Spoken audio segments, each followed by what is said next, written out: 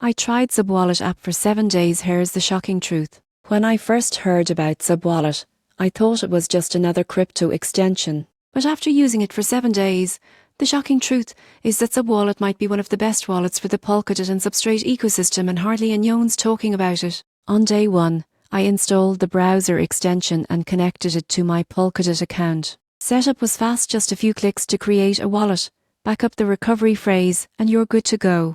It immediately supports multiple networks like Polkadot, Kusama, and Moonbeam.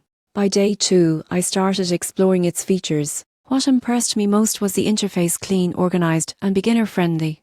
It automatically detects assets across different parachains, which saves you the hassle of switching networks manually. Midweek, I tried staking some DOT tokens. The process was smoother than I expected.